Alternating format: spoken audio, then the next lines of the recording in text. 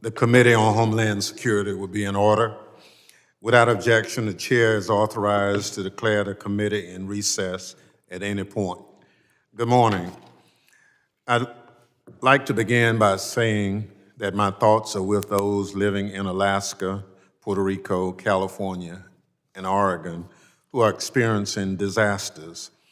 Over the weekend, Alaskans felt the impact of a typhoon, while Puerto Rico was hit with Hurricane Fiona, nearly 5 years to the day since Hurricane Maria. Meanwhile, Americans in the West are dealing with wildfires and record-breaking temperatures.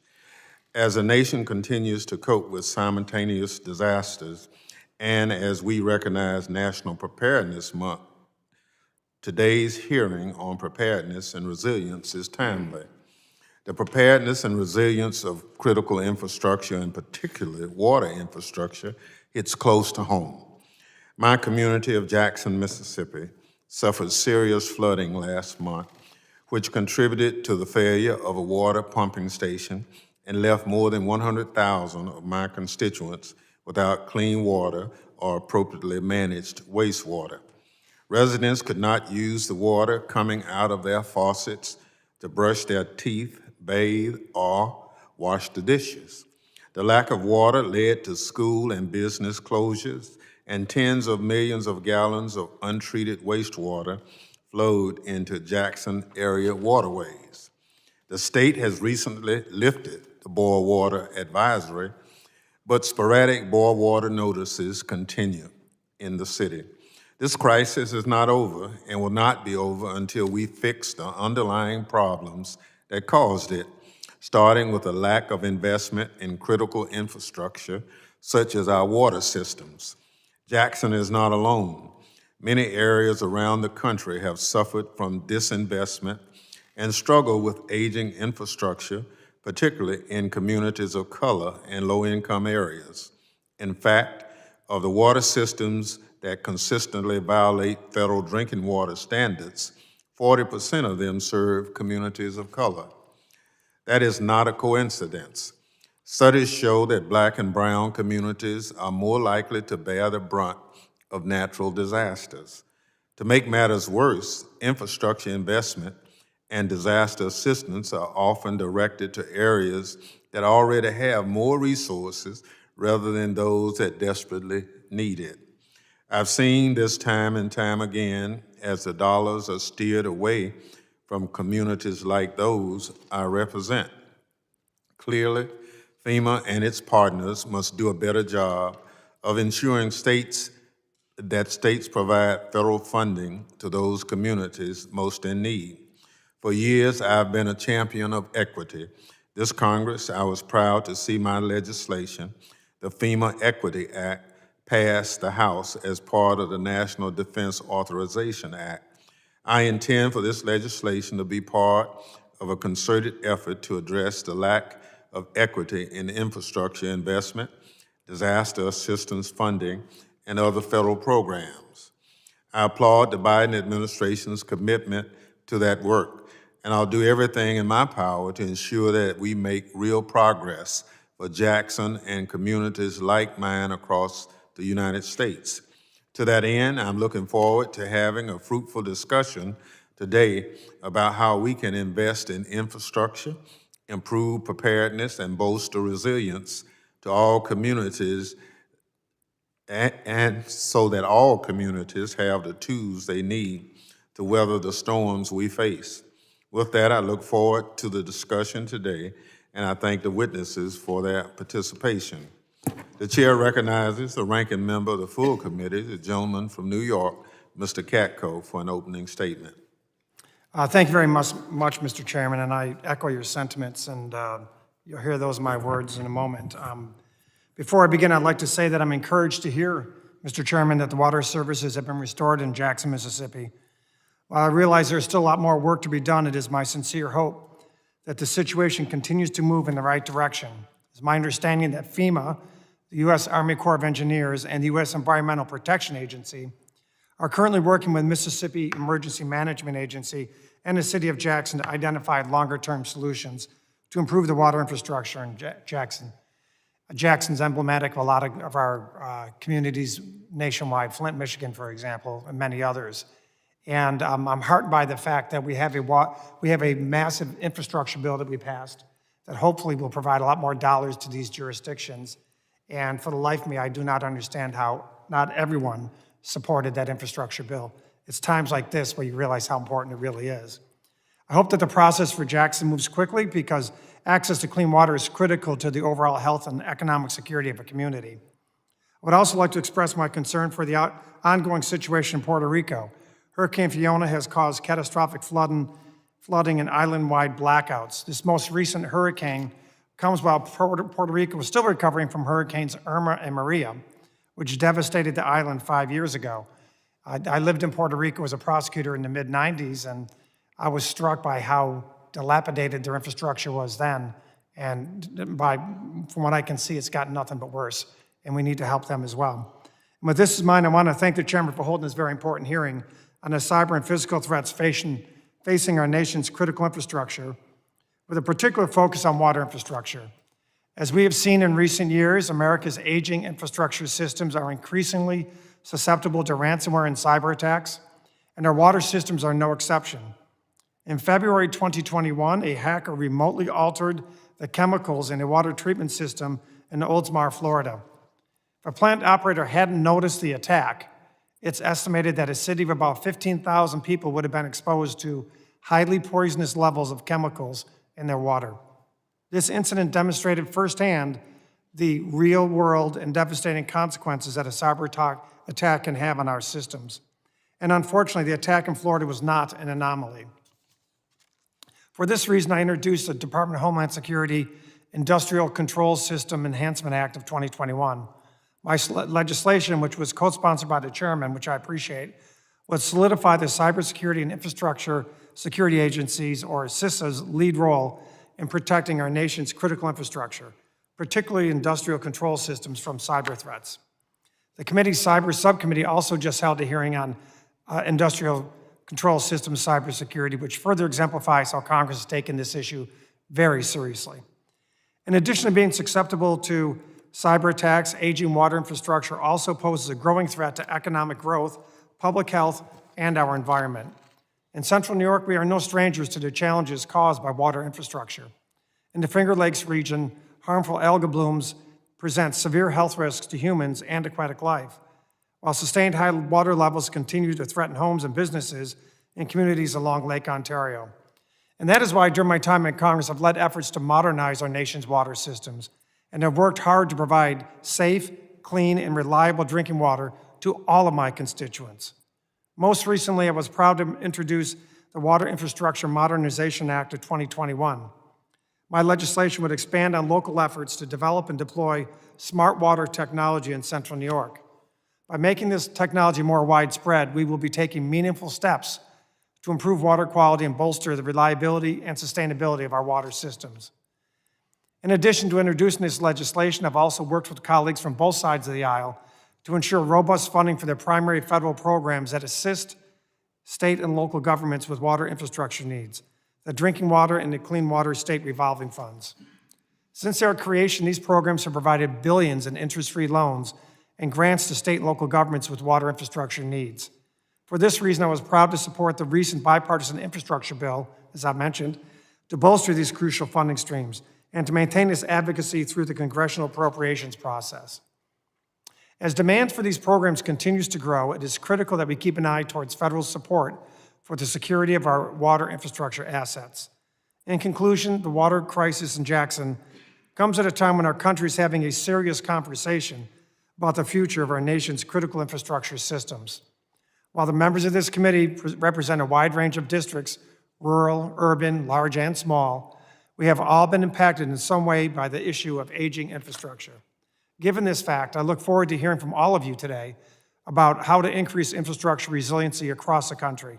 Mr. Chairman, I thank you very much for your indulgence and apologize for being a few minutes late. That's what happens when you have a new knee with physical therapy, but I apologize. But I thank you very much, and I yield back the balance of my time. Gentleman yields back. Other members of the committee are reminded that under the committee rules, opening statements may be submitted for the record. Members are also reminded that the committee will operate according to the guidelines laid out by the chairman and ranking member in our February 3rd, 2021 colloquy regarding remote procedures. I welcome our panel of witnesses. Our first witness, Mr. Craig Fugate, was administrator of the Federal Emergency Management Agency, commonly referred to as FEMA, from 2009 until 2017. He led the agency's response to multiple record-breaking storms and over 500 presidentially declared major disasters and emergencies. Prior to his service at FEMA, Mr. Fugate served as director of the Florida Division of Emergency Management. Our second witness, Mr. David Gaddis, is the CEO and general manager of DC Water, one of the nation's largest water utilities, where he oversees a $1 billion annual budget and leads approximately 1,200 employees. Mr. Gaddis also serves as member of the President's National Infrastructure Advisory Committee. Our third witness, Ms. Abray Connor, is the Director of the Environmental and Climate Justice for the NAACP. In that capacity, she oversees strategy and collaboration across the association to dismantle environmental racism. Our final witness, Mr. John O'Connell, is Senior Vice President of the National Rural Water Association.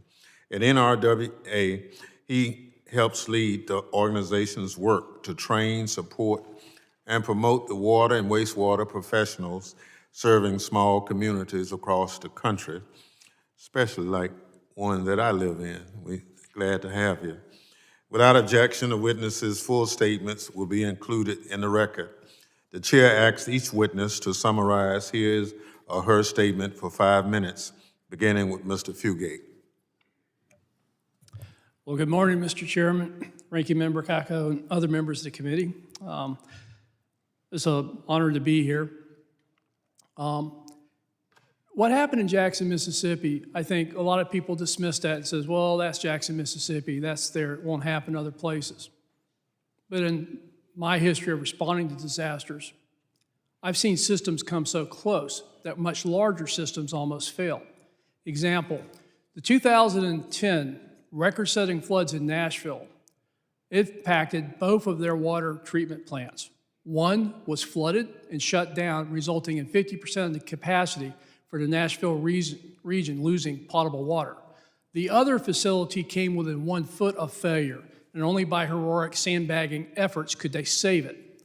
It took over 30 days to repair the first facility before they could get full water back up to Nashville. And as the ranking member pointed out, this was not only public safety and drinking water, it was economic because it slowed down the recovery because they couldn't even bring back their tourism venues until they got that plant back online.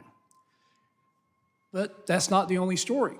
Columbia, South Carolina, 2014, record-setting floods blew out the intake canal to the water treatment plant for the city of Columbia, South Carolina. This was when Nikki Haley was governor. The National Guard literally was taking helicopters flying 3,000-pound sandbags trying to rebuild and fortify that intake so they would not lose the water system. And then we know about Flint, Michigan, where once again FEMA was asked to come in on an emergency basis when a system failed because of extremely high lead levels. And in that response, FEMA was engaged in emergency actions, including helping distribute bottled water, water filters, and other support for over 8 months. Those are just tips of the iceberg. But the thing that I want to focus on is the record-setting flooding. If you look at most water systems, those that depend upon surface water were built based upon the 100-year flood zone, which is a misnomer. There's no such thing as a 100-year flood zone. It comes from the National Flood Insurance rate maps of a special risk area. And this terminology that we've used is really confusing when we say we're looking at 100-year floods or a 1% risk was based upon historical average looking back 100 years. But as the Washington Post published a couple of weeks ago, we had 5 1,000-year events in 5 weeks. So not only do we have aging infrastructure, which EPA estimates about $750 billion worth of repairs need to be made, many of our water treatment plants across the nation are at increasing risk in these extreme rainfall flood events because they were built for the last 100 years. This comes from the General Accounting Office recommendations back to Congress at the request of the Senate Committee to make recommendations on how we start building climate resilience into our critical infrastructure. And what's happening in Puerto Rico reinforces that. Merely building back what was there, only to be destroyed once again, is not a good investment of my tax dollars, sir. As a federal taxpayer, I'd be willing to pay a little bit more on the front end, so we're not coming back time and time again with these types of failures. So it's a combination of problems that is both an aging infrastructure, in many cases, smaller communities, communities of color, rural communities, lack of resources to maintain those systems, increased risk of natural hazards, mainly flooding, but drought is also driving a lot of these impacts, and a tendency to want to get back in there quickly, make repairs, and move on without really understanding that building for climate resilience means you got to build for the future, not for the past. And with that, I will stand by for questions, Mr. Chairman. Thank you for your testimony, Mr. Fugate. The chair recognizes Mr. Gaddis to summarize his statement for 5 minutes. Thank you very much. Chairman Thompson, Ranking Member Catco, and distinguished members of the committee, I am David Gaddis, CEO and General Manager of DC Water, and a member of President Biden's National Infrastructure Advisory Council. Thank you for the opportunity to testify today on the resiliency of the nation's critical water infrastructure and the importance of making environmental justice and water equity part of that conversation. As CEO of DC Water, I oversee a $1 billion annual budget, a workforce of approximately 1,200 employees, the distribution of drinking water in the nation's capital, and the largest advanced wastewater treatment plant in the world that provides services to nearly 700,000 residents in Washington, D.C., and another 1.6 million residents in the neighboring counties of Maryland and Virginia.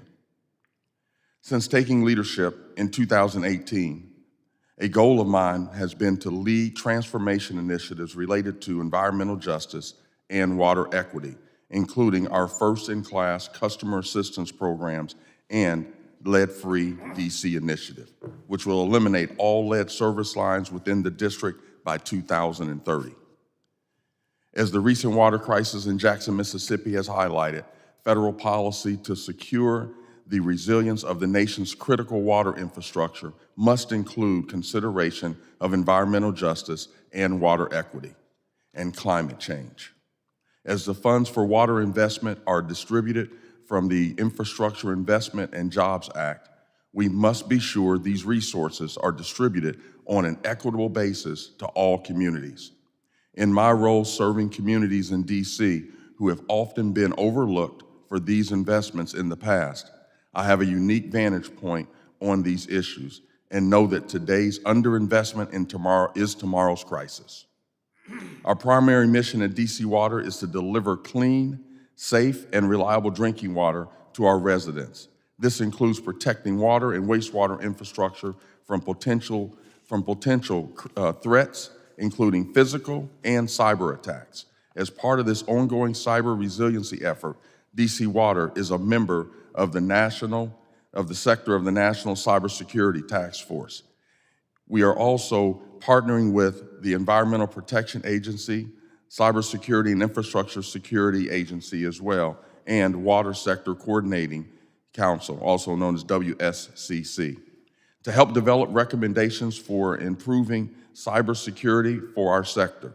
Our cybersecurity model is based on the NIST's cybersecurity framework.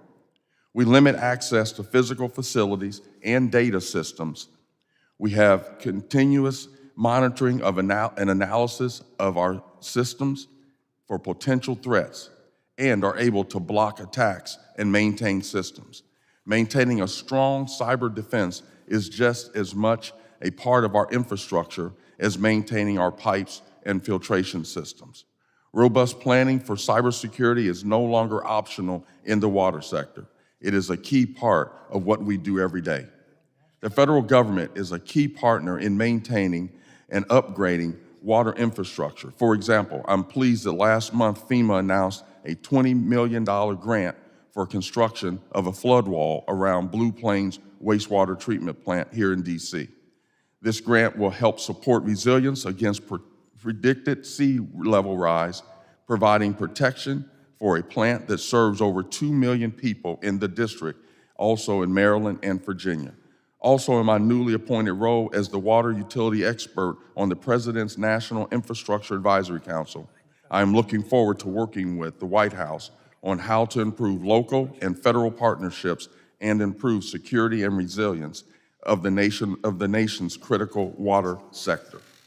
Further, the Infrastructure Investment and Jobs Act gives us an important initial investment in starting the process to restore our aging water infrastructure and also wastewater infrastructure. As we look to building a long-term resilience into critical infrastructure, I would ask that Congress continue its commitment to grow this water infrastructure funding, as there is still much work to be done.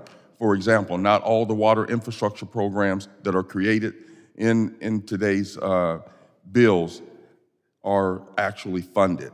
I ask that Congress fully fund all the water infrastructure programs that were authorized in the IIJA in the FY23 appropriations legislation, including 2 programs that would directly support the physical and the cyber resiliency within the water sector. In my role with DC Water, I know that there are many challenges ahead. However, I also know these challenges can be met. The issues facing water utilities are not insurmountable, but they are complex. Again, I thank you for inviting me to testify before you today, and I look forward to working with you to tackle these policy issues head on. Thank you very much. Thank you for your testimony. The chair now recognizes Ms. Connor to summarize her statement for 5 minutes. Good morning, Chairman Thompson, Ranking Member Katko, and members of the Committee on Homeland Security. Thank you. My name is Abray Connor, and I am the Director for the Center for Environmental and Climate Justice at the NAACP, and a member of the faculty of the Environmental Policy and Management Program at UC Davis. Thank you for the opportunity to testify before this committee. The history of disinvestment is evident in Black communities facing obstacles to actually creating a lasting legacy. Indeed, without immediate action, Black communities will continue to live a legacy deferred. Over the last several years, we have seen that failing water systems and deficient infrastructure create crisis within community function. In cities like Jackson, Mississippi, Flint, Michigan, and Baltimore, Maryland alone, there are likely hundreds of thousands of Black people who have had brown water or toxins like E. coli flowing through their faucets. Additionally, disinvestments feel intentional when there is a pattern of scarce resources in Black cities. For example, since 1996, Mississippi has received federal funding for drinking water systems. However, Jackson has received allocations for federal funding in just 2 of those last 25 years. The situation in Jackson is just one example of how majority Black cities and towns across the country have been treated in our nation's history, continuing to the present day. My full written testimony provides examples of patterns of disinvestments in communities from nearly a century ago, like Allensworth and Rosewood, the legacy that Black people have hoped for, and the constant similarities to deprive them of resources in places like Jackson today. We continue to see this disinvestment because often state agencies and state legislators control what funding reaches Black communities. History is indeed repeating itself. For weeks, I spent time meeting with Jackson residents who state that they have been using bottled water for decades because it has been normalized as simply what people do. And although Jackson has shared with the governor detailed plans that outline the urgency of the water infrastructure issues for years, the governor rarely, if ever, responds. We now have new federal investments, but the state being the first recipient creates barriers for Jackson. Mississippi received almost $75 million under the bipartisan infrastructure law. And during the Jackson water crisis, Mississippi submitted a funding structure that would cap loan forgiveness at $500,000, knowing that it would take billions to fix Jackson's water system. Moreover, to receive American Rescue Plan funding, the state passed a law that required only Jackson to receive a second set of approval through the Department of Finance and Administration, adding time to fix urgent issues and yet again cementing another legacy deferred. Unfortunately, the situation in Jackson is not the first time that we have seen Black cities struggle due to the lack of support and infrastructure. In Flint, Michigan, the NAACP filed suit because of the gross negligence of officials that failed to detect a water problem. Then, when the water crisis was known to harm Black people, the public was told to continue drinking water despite understanding that it was contaminated. In Baltimore, another predominantly Black city, E. coli was found in the water as recently as a few weeks ago. Because these issues are systemic, there is a long history of incrementally poor decisions that leave Black cities debilitated. Congress has the ability to actualize the legacy Black communities have hoped for. My full recommendations are in my written testimony. First, I encourage Congress to pass the Environmental Justice for All Act, and for this committee to assess the effectiveness of state oversight in historically disadvantaged communities for disaster preparedness. There needs to be more granular and disaggregated data for accountability as well as diversification of funding streams that are not loans. The lack of a private right of action under Title VI and meaningful technical assistance also remain concerns. Additionally, better coordination and collaboration are needed at a federal level. We will continue to highlight the egregious conditions of Jackson's water system and how the actions of state actors have caused discriminatory impacts. But action from this Congress and the entire federal government is needed to ensure that there aren't similar crises in other communities. We have made strides in the environmental and climate justice space. However, history will continue to repeat itself if we do not learn from the past. We need urgent action to ensure that this Congress is remembered as the body that helped to break the cycle. Thank you very much. The chair recognizes the ranking member for introduction of the next witness. Thank you, Chairman Thompson, and I'm proud to introduce John O'Connell III, Senior Vice President of the National Rural Water Association, who will soon fill the role of President effective September 27th of 2022. And that's a daunting task for sure. Mr. O'Connell is a New York State Certified Water and Wastewater Systems Operations Specialist who began his career in 1988 with the village of Weedsport, a small town in my district. He has served as a superintendent or chief operator for the village of Weedsport, the city of Cortland, and the town of Throop since that time. In his career, Mr. O'Connell has overseen many improvement projects on both water and wastewater systems and has been instrumental in ensuring the operational and financial success of the upgrades. John also joined the board of directors of the New York Rural Water Association in July 1997. He has served as secretary and treasurer, vice president, and president of that association. This is just a brief summary of Mr. O'Connell's many accomplishments, but based on his vast experience, his insights will be valuable today when we talk about these issues. And I thank Mr. O'Connell for his continued service to our communities, and I'm very pleased to be able to have him testify today. And thank you, Mr. Chairman. Thank you very much. Gentleman is recognized to summarize his statement for 5 minutes. Thank you. Good morning, Chairman Thompson, Ranking Member Katko, and members of the committee. As Mr. Katko said, I'm John O'Connell, Vice President of National Rural Water Association, largest public water and sanitation utility organization representing more than 31,000 water and wastewater utilities nationwide.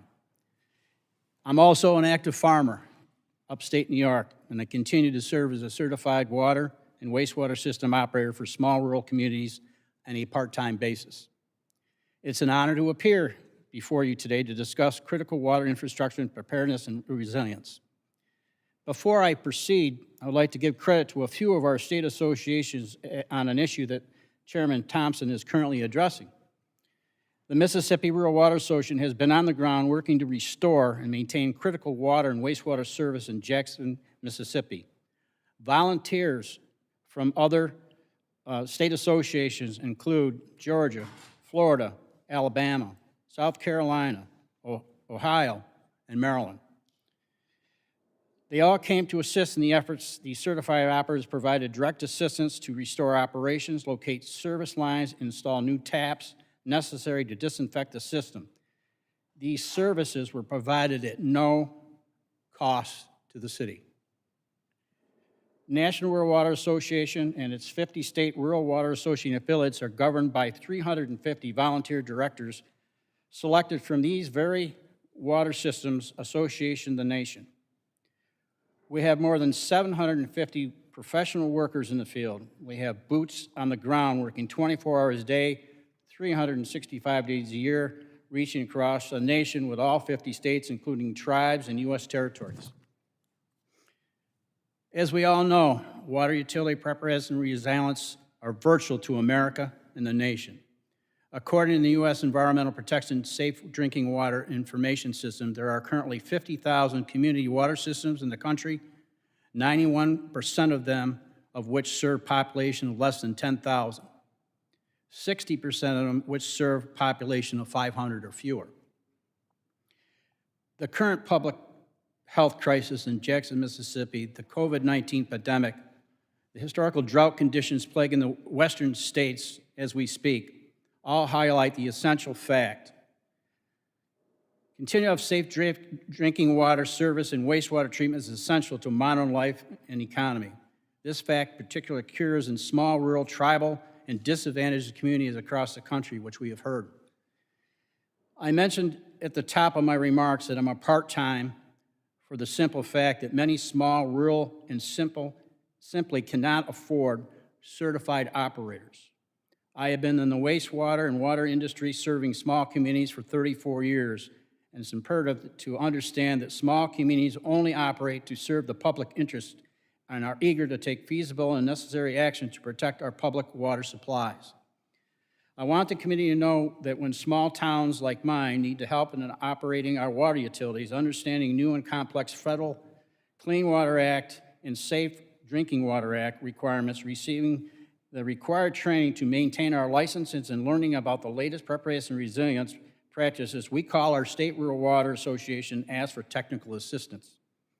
These professionals travel directly to our town and focus on specific water issues for over 40 years. They have been essential on almost every small community and rural community in New York and across the country. However, the reality of many small and rural water and wastewater systems is financially and human capacity and limitations exist with impact with their preparedness and resilience. With smaller economics of scale combined with lower income residents, providing safe and affordable, sustainable service can become challenging. Just a note on that, right now nationwide, we're facing a mass reduction in utility directors. I believe it's 50% nationwide of people going to retire in the next 3 to 4 years, 75% in New York State. Many of these small systems rely on user rates paid by their customers to entire operations, including debt service, loans, paying staff, equipment, disinfection products, energy costs. In addition to inflation, it is all America's small rural utilities are not immune to the disinfection chemicals to preserve public health. The increase in costs in just chemicals alone are 300%, forcing some utilities to pass the cost to the lower income customers that already are struggling financially. As the committee considers the option to address this critical infrastructure and water sector, the National Water Association suggests Preparedness and Resilience Assistance establish competitive grant programs with the DHS to include activities to assist small and rural communities with preparation and resilience assistance. Respond to our Rural Water Association to natural disasters and extreme weather incidents are increasing, as we just heard today. As for now, these efforts are limited in recovery and restoration activities. Assistance should be expanded to include preparedness and resilience, potentially include the loss of services. Priority could be targeted to vulnerability communities that are active could include, but not limited to, conducting assessments of critical infrastructure with suggestions of modification necessary to harden utilities, performing resilience, mitigation planning, and to include direct application assistance to access of availability state and federal fundings.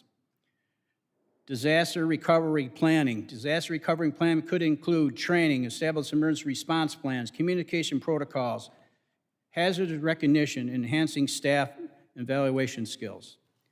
National Water recommends DHS fund direct emergency technical assistance to restore services, include pumps, motors, evaluation, repair, water disinfection, flushing, leak detection, line repair, water main, valve locations, emergency power generator, bypass pumping, water treatment, and maintenance safety, measuring during difficult working conditions. Application assistance should also provide to assist state and federal funding, include a FEMA and insurance recovery claims. Will the gentleman wrap up his statement, please? I will. Let me switch my page. Again, we are eager to partner with DHS, assessing the needs in very small water utilities. Together, we provide the expertise to ensure all necessary protective actions and are conducted in a timely manner. Results is more resilient, prepared, and secure water sector. Thank you for the opportunity to testify in front of you. Thank you. We'll make sure that your entire statement is included in the record. I thank the witnesses for their testimony. The chair reminds each member that he or she will have 5 minutes to question the witnesses. I now recognize myself for questions. It's imperative in this country that the federal, state, and local governments to pursue and implement policies that strengthen the resilience of our nation's infrastructure and lower our collective vulnerability to climate impacts. Each one of you have kind of talked about that in your presentation. And this acknowledgement should be regardless of race, ethnicity, economic status, urban or rural. So for our witnesses, given that this is National Preparedness Month, what are some areas that FEMA and the broader government can do to ensure that we implement policies that ensure that all communities have the resources they need to strengthen their preparedness and resiliency? And we'll start with you, Mr. Fugate. Thank you, Mr. Chairman. Administrator Criswell has already begun to implement many policies that are being directed by the White House to address equity. But probably one, and Mr. Chairman, you've been hearing this before, when we talk about things like mitigation, we always focused on the cost-benefit analysis. For every dollar we invest, we save future losses of anywhere from $4 to $9. And that sounded a really good answer. It was easy to communicate to the committee when you're making those investments, well, this is going to save the taxpayers money. But it had a dark side. And that was, if you take it out to the extent of, for every dollar I'm investing, where do I get my greatest cost-benefit analysis? It tended to drive the investments in the more affluent communities. The house is more valuable, the infrastructure is greater, generally you saw more economic activities there. And because we had focused so much on the cost-benefit analysis as expressed in dollars, not in impacts to people, the bias was always going to direct it away from the greatest need. I think Administrator Criswell and her team are looking at how do we back away from merely looking at a transactional description of deciding where to make investments and start looking at the functional impacts of these investments upon people, aging infrastructure, and communities at greater risk that generally have the least resources to successfully recover from disasters. And these are important first steps, but I think we have to understand how we got here, what we can do differently, and then really embrace this idea that what we invest in has to be for the future risk, not what we've always dealt with in the past. Thank you. Mr. Gaddis? Thank you very much. Your question is a fantastic question, and how I would answer that is to lift the burden off of low-income households and the local utilities that serve them. The federal government must invest more in our nation's water infrastructure. Critically, the federal government must also place water infrastructure on par, if not higher, than funding that's provided for other infrastructure throughout the country. Congress and the Biden administration have made great strides towards this goal with the passage of the recent legislation, the Infrastructure Investment and Jobs Act, which will provide the EPA with $55 million over the 5 years to improve the nation's water infrastructure. These actions are imperative to our country to fight for clean water access for all, but unfortunately, it doesn't go far enough. And I think that we've all spoke to that today as well. While these funding programs help shift efforts in positive direction, they do not provide nearly enough financing to solve the growing issue that we have at hand in the front of us today. According to American Society of Civil Engineers of the United States, we face a water infrastructure funding gap of $1 trillion. $1 trillion is what the estimated gap is today. Much of this investment is needed to be met with individual customers, but a dramatic increase in the federal investment. A number of the utilities throughout, I'm sorry. We got it. Thank you much. I got two more people. Okay. I got a minute left. Ms. Connor? Thank you. One of the things that would help, and what I've heard directly from communities that have been historically disadvantaged, is that technical assistance needs to be meaningful for what they are facing and reflect their needs at that moment. The technical assistance often that is given to them is not what they actually need then. And so really thinking about what technical assistance needs to look like in those communities. Next, there needs to be more disaggregated data. I think that all of the federal agencies can play a major role in ensuring that there's disaggregated data so that communities know what's actually happening. Next, I believe that collaboration, even though we are focusing on FEMA, but FEMA needs to be collaborating and coordinating with other agencies. Oftentimes, there are communities who are historically disadvantaged, and they're trying to figure out which agency they need to turn to in order to receive help. So the more that FEMA and other federal agencies are working together, the easier it is for those communities to get the assistance that they need. And next, while it is important for all communities to be a part of this conversation, there does need to be a prioritization of historically disadvantaged communities, because we know that there has been centuries of disinvestment in those communities as well. Thank you. Mr. Connor? Great points. As I said, National Rural Water Association is one of the few nonprofit organizations that does offer assistance to each community. We have boots on the ground, so to speak. We go to you. You don't need to come to us. We go to you. The complexity of FEMA and making out applications, everything is where I think the problem is. A lot of help that is desired, where the utilities have really not people on staff, especially in rural areas, that can get through the paperwork part of it. We're trying to approve that. We need more funding to get more people on the ground to go into these disaster areas. We're doing it now, but with limited resources, to help them go through the process of expediting the problems and to get them answered quickly and get these processes in line so that they can get funding. Honestly, I think that's the biggest thing we need is communication, help with rural communities to administrate how they get through the process, and that becomes technical assistance for people on the ground.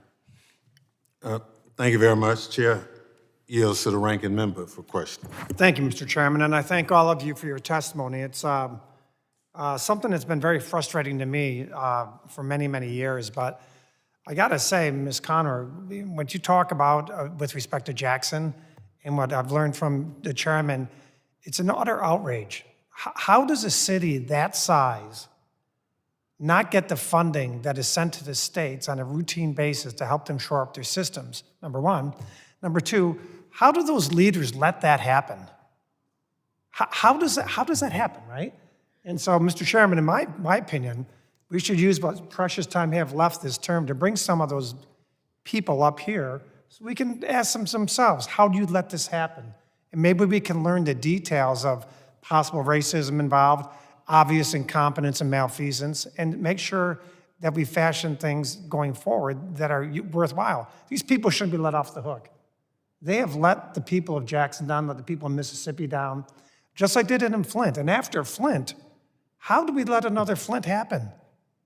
That is outrageous. So I'd love to talk to you more about it, but I've got other things to talk about, but I want to make sure I acknowledge you. Mr. Gaddis, real quickly, if I may, you kind of touched on a little bit. The infrastructure bill we passed, I'm quite proud of. I expended a lot of political capital on that one, but it was worth it. But I'm wondering how much it has helped the water systems, how much it's going to help the water systems going forward from a security standpoint and from an infrastructure standpoint. If you could just tell me briefly what you think in that regard. Well, I think it's a step in the right direction. It is, without a doubt, not enough. There's more money needed, but also what's needed is to make sure that the money is going to the right communities. It shouldn't just be spread out and go to communities that have a young system. Here in DC, more than 80% of our water system or the pipes are near their age of needing to be replaced. And so you have to make sure the money is going to the right place. It is a step in the right direction, but that does have shortfalls without a doubt. All right, thank you very much. Mr. O'Connell, now to juxtapose there's big cities, I know very well from my district and many rural districts how much they struggle. So in your testimony, you outlined the financial and human capacity issues that some rural communities face. You also mentioned that some of these utilities were forced to pass on additional costs to ratepayers who can't afford them. You run a similar system. If a small utility wanted to enhance their resiliency to protect their customers from weather-related incidents, how would they absorb this cost without devastating lower-income communities? How do you do it? We cut back. As I noted, I'm a part-time employee there, and we simply have to cut back. We have to use DPW workers to help us, and to even come close to that. I mean, the chemical cost alone has got to be passed on to the consumer. There's no other way to dodge that bullet. As far as the labor force goes, we even use some sheriff department's help on doing some hydrant maintenance and stuff of that nature. We try to get some summer help part-time. We're doing everything we can to alleviate the cost of increasing our cost to our customers. We do everything we can. As far as the infrastructure goes, the biggest thing that I see what's happening in the infrastructure, the money's great. The backlog right now is deliverables on supplies, and also because of the American Act, we can't, these communities can't get materials. So that's been an obstacle. But to answer your question, yes, Mr. Cack. Thank you very much. Mr. Fugate, I want to touch base with you on something different, something that's very concerning to me, and that's the cyber vulnerabilities. We have vulnerabilities in cyber nationwide. I think it's the biggest threat to our country right now. 5 years ago, I would have said ISIS-inspired acts of violence. Now I think one of the greatest threats to the homeland is cyber, and certainly it is in the water systems. Could you summarize for us briefly some of your concerns with respect to cyber and what we can do about it? Well, I think, the first thing is, and I think, recently with the invasion of Ukraine, we're no longer dealing with cyber hackers. We're dealing with nation sponsorship. This is pure adversaries. They're no longer looking merely at causing chaos. They're actually looking at how they could disrupt national security, our ability to mobilize our economies, and our confidence in government. I serve on a board of a major utility, and across all of these infrastructures, cyber threats are at the foremost, and it's far greater than ransomware. So again, I think the work that CISA does at DHS, the information that's going out, but this is an active threat. And in my world, I look at two things that have changed dramatically in my career: cyber and climate. Neither were things we were planning for when I started my career, and now they're at the pinnacle of the risk to our nation. Thank you, Mr. Chairman. I yield back. Gentleman yields back. Chair recognizes the gentleman from New Jersey for 5 minutes, Mr. Payne.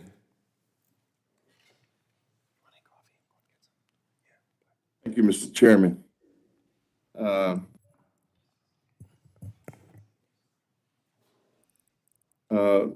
Mr. Gaddis,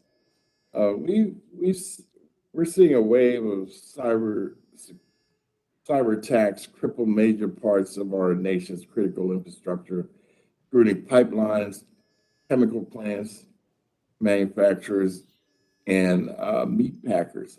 Last year, a hacker gained access to a water treatment plant in Oldsmar, Florida, and was able to change the chemical settings in a way that it, if undetected, would have poisoned the local water supply. While the water crisis in Jackson, Mississippi was not caused by a hacker, it demonstrates the damage that water system failures or disruptions can cause.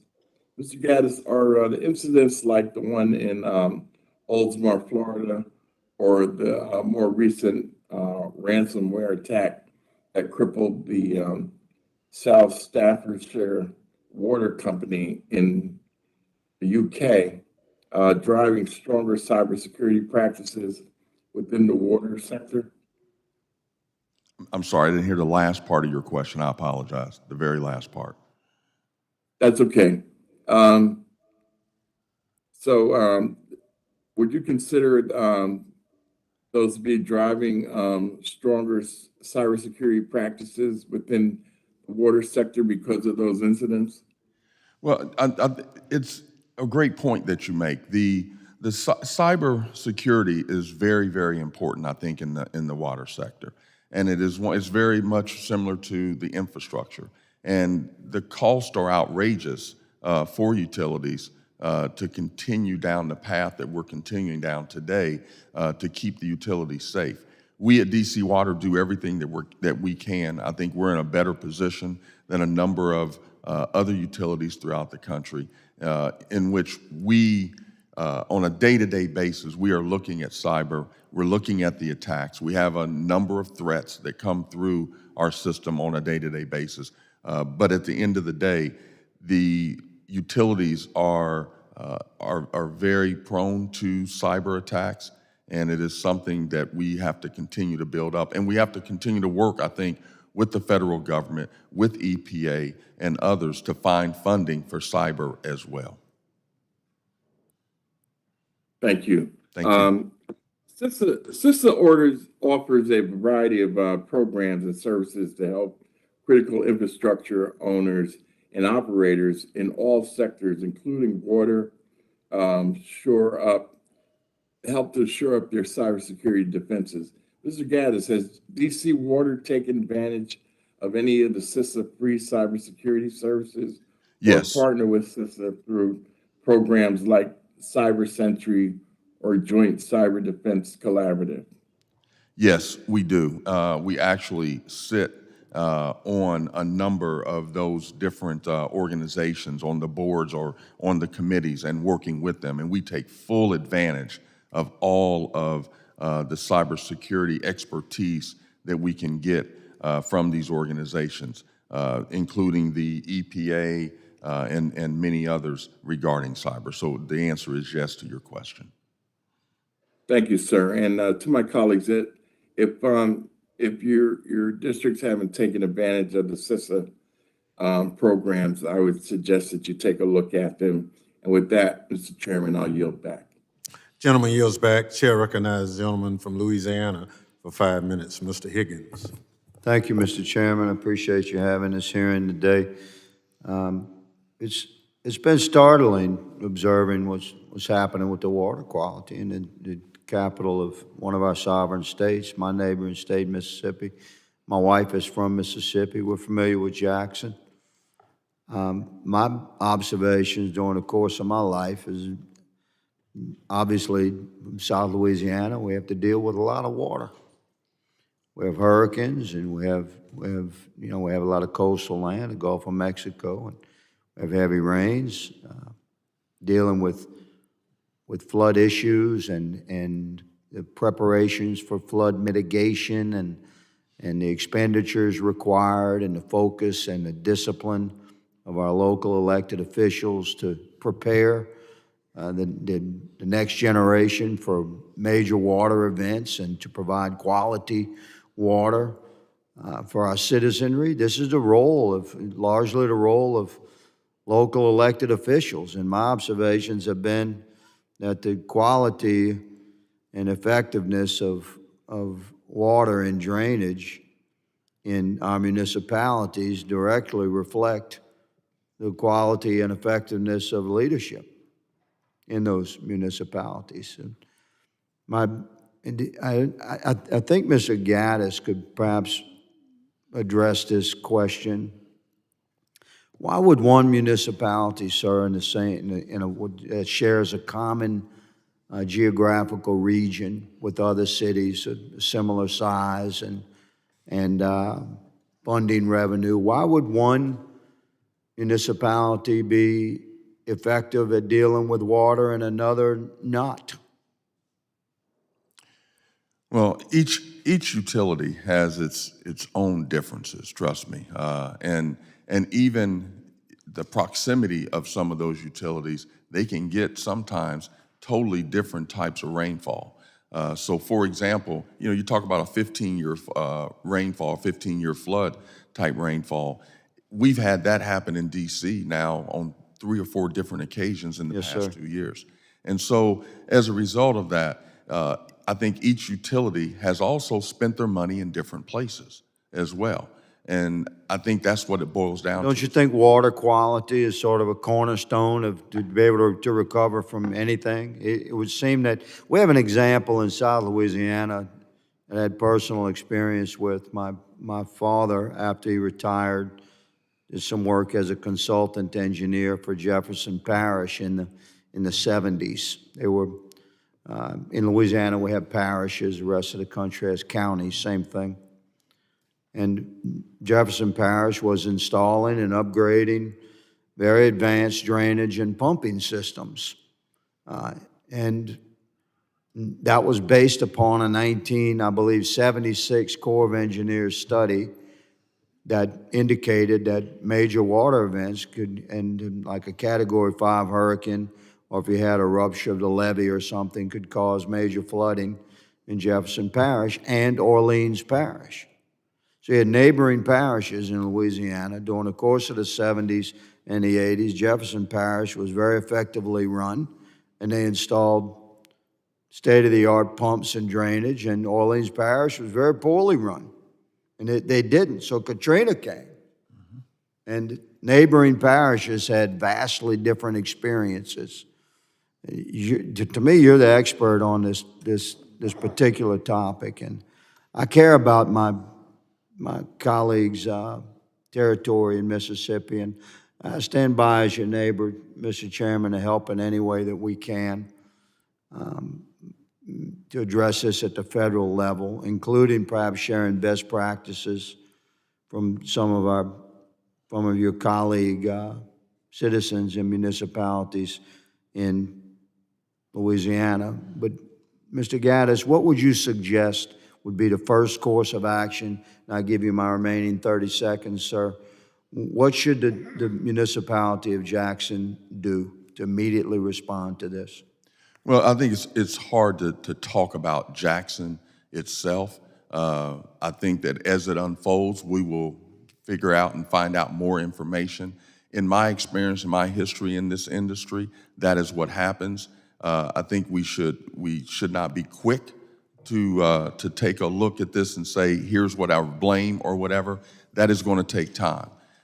This is something I think that has happened over a number of years, yes, and also different leadership. And yes, you pointed to that earlier about leadership, and that is a key factor in, I think, operating and managing a utility as well. Thank you, Mr. Gaddis. Thank you, Mr. Chairman. I yield. Thank you. Gentleman's time has expired. Chair recognizes gentleman from Missouri, Mr. Cleaver, for 5 minutes.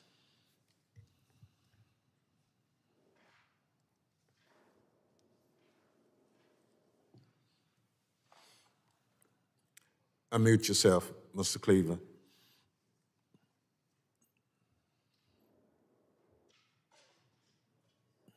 Thank you, Mr. Chairman. I apologize. I was off the grid for a minute. Thank you very much. I want to zero in, if I could, please, on the tragedy down in Jackson, Mississippi, because I've come to the conclusion, I read somewhere that the love of money and keeping it from addressing the needs of poor people is the root of all evil. And so, we have a lot of evil going on around the world. I would like for our panelists to address, particularly FEMA, in terms of preparedness. Are there systems around the country right now that are in as much difficulty and as much degradation as we've seen in Jackson, Mississippi? Yes, sir. And it's just a matter of time till they fail or we have another disaster. A lot of the things we go to are a result of what I call the resiliency divide, where we haven't had the investments made, we're not maintaining the systems, there's not the economics to do that. From where I'm at in North Florida, where I grew up, it's hard for communities like Worthington Springs to compete with the city of Miami when they're going for grants. It's one of the things that FEMA is trying to address is making sure we level that playing field. So it isn't just the people with the professional staff, full-time resources, and go get the money. Because if we're not making our investments across the nation based upon impacts and needs, we'll continue to grow our resiliency divide between the haves and have-nots. Where I'm at in North Florida, big communities will probably get the grants. Vulnerable communities that sit on rivers and streams that will impact their systems, as we saw back in 1998, we had flooding across the state. The ones that got wiped out were the small jurisdictions who didn't have the resources to build higher, and they had total failure, which then cost us more as taxpayers because we were dealing both with the response and the rebuilding. Well, I'm also concerned about this $8 million threshold, which small communities have to meet in order to get a response from the federal government and some kind of declaration of emergency from FEMA. And so it fits in with what you were just saying in terms of the smaller communities. And I've got to, and I don't like to, it hurts me to pains me to say, but also communities that are of color. Is there a need for us to maybe spend time trying to make corrections in our policies so that smaller communities and communities of color are not ignored? The reason I say that is, the smaller communities are not entitlement cities in terms of the way the federal funding comes in. I mean, for example, I live in Kansas City, Missouri. It's a large city in our state. And so we'll have the resources. But let's say a little small town like Orick, which probably nobody's heard of, which was hit by a tornado, ended up without receiving much attention and no money from the federal government at all. But obviously we cannot leave this to the whims of Congress because we're not acting, and so maybe we need to do something with the way FEMA is constructed so that we can proactively deal with some of these, especially now that we have this infrastructure money. I'm with the ranking member. I don't know how anybody could vote against it, but anyway, I don't want to overtalk to get a response from you. Well, Representative, I would defer this back to FEMA. I think it may be useful for the chairman to ask FEMA to come in and brief on how Administrator Criswell is addressing this and trying to make sure that in these, particularly in the building resilient infrastructure communities, that FEMA is providing, Congress is providing billions for pre-disaster mitigation.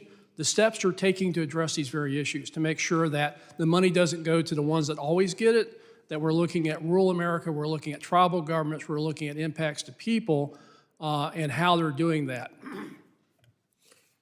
Thank you. I yield back, Mr. Chairman. I'm running out of time. Thank you very much. We've had a talk with the FEMA administrator. She's, as you say, well aware of it.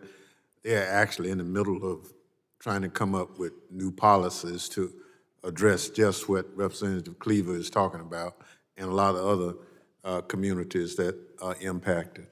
Chair recognizes the gentleman from Mississippi, Mr. Guest, for 5 minutes. Thank you, Mr. Chairman. To all our witnesses, thank you for being here on this very important topic. The city of Jackson is a city that I, along with Chairman Thompson, both represent. We have both been in meetings with elected officials, state elected officials, city elected officials. Our offices have been in contact with federal and state agencies and are currently working to try to find solutions to this problem. I know many of you referenced our capital city in your reports that you provided prior to your testimony here today. Mr. Fugate, I want to ask you, I know you referenced the city of Jackson. You talked about both flooding and pre-existing conditions that may have been a factor. Are you familiar with the city of Jackson? Have you been briefed or received any information specifically on the current crisis that is currently being mitigated? Or are you just aware from media reports that you've received? Media reports and some discussions with various staff, but I have not been directly involved, nor have I been briefed on the specifics. What information are you aware as far as the pre-existing conditions that may have existed? I know generally you talk on the final page of your written testimony about, and again, I don't know if this is specifically to Jackson, you talk about aging infrastructure, poor financial health, delayed maintenance, low staffing, lack of training. Those things that you all list would increase the likelihood of a system failure. Do any of those, are those applicable to the water system failure in the city of Jackson? Well, let's see, based upon the reports, they were having water quality issues before the flooding. So that statement didn't come from Jackson. That was basically looking at the American Water Works Association of what are indicators or risk they see across the nation in water systems. So this is much more widespread than just looking at what happened in Jackson. And let me specifically, and again, with me representing a portion of the capital city, want to continue to talk specifically about the city of Jackson. This was an article published by the Mississippi Today, one of our local media outlets, on August the 31st. And it says, Feds flag dire Jackson water problems a month before the system failure. Our water system in the city of Jackson has been under an EPA consent decree since 2013. There was a follow-up decree that was later entered into, I believe, in 2021, if I'm not mistaken, between the city of Jackson and EPA. And then there was a report that EPA published in July of this year, just a few, ultimately, weeks before the failure of the Jackson water system. And these were some of the things that were cited in that EPA report. Poor administration, lack of staff. It said operator turnover is high, with some reporting working 75 hours a week without overtime pay. The report talks about finances are in shambles. It said the city was unable to provide a complete list of customers when inspectors visited, and explained that some customers received no bills, while others received large bills. The city could not calculate its collection rate, and said this issue isn't something expected to be resolved until late 2024. It also referred to the malfunction of water meters, which have contributed to a 30% decrease in revenue, that 1,400 bills were stranded or not sent or received by customers. It talks about customer complaints, a lack of routine monitoring and maintenance. It said that the city failed to collect and record continuous pressure data, which could identify problems within the system.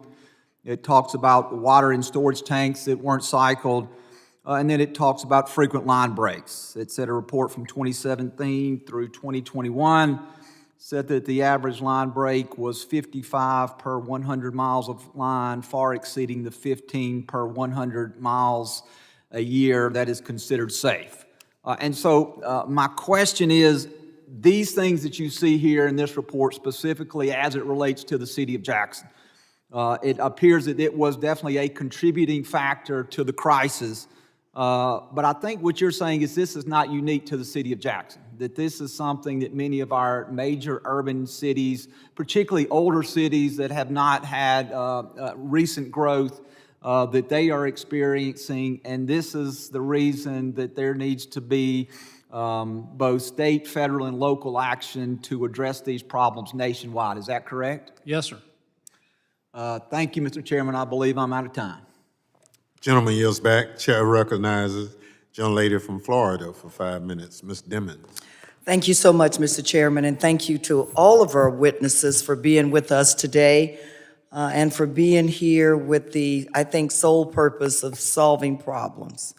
That's exactly, I believe, why we were elected too, not just to point fingers. If pointing fingers helps us solve problems, then let's do that. But we are here to solve problems. I appreciate the remarks of the chairman, the remarks of the ranking member who asked the question, how did we let this happen after Flint? How do we find ourselves in this situation again? Mr. Fugate, it's great to see you as a fellow Floridian. You said that probably there were some people who, when Jackson occurred, that said, oh, that's just Jackson. I believe that's probably true, but it appears on all that I've heard this morning is that we knew, or we should have known, that Jackson was going to happen, but you also said, when asked the question about other jurisdictions, that it's just a matter of time. So, you know, are we going to have a proactive approach to dealing with this, or are we going to sit back and just let it be just a matter of time and say, oh, well, that's just whatever city is next? And we know that communities of color and rural and small communities have been left behind and left out of the process. So we know that. And so the question today before us is how do we fix that? How do we make that right? How do we make sure that every community, regardless of their zip code or where they are, will have access to quality drinking water? We also know that one size does not fit all. Mr. Fugate, I will start with you. How do we develop frameworks that will properly address evolving threats? We know that systems have failed because they weren't adequately, prepared in the first place.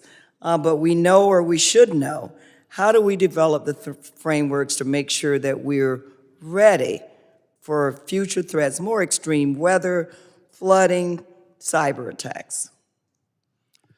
Well, we're doing a lot of it across a lot of agencies. But when I was looking through all the reports, I couldn't put my finger any place that says, give me a list, and triage that list of our greatest risk and priorities for making these investments. You have EPA, who does their work and does very well and identifies these issues. You have CISA from DHS, looks at cyber risk and the vulnerabilities infrastructure. But one of the things that we're seeing with NOAA and others they're starting to do is mapping more of what extreme rainfall looks like and what those vulnerabilities are. I think the General Accounting Office has made recommendations back to Congress that probably with EPA's lead, but with the Corps of Engineers, with FEMA and others that provide a lot of this funding, can we be more targeted? And a term I learned from a mentor, move away from discovery learning and go find out which of our systems now are most vulnerable and look at how we prioritize that targeting. It may not necessarily be a division across populations or states that's equalable. It may be there are parts of the country that have different risks, different needs.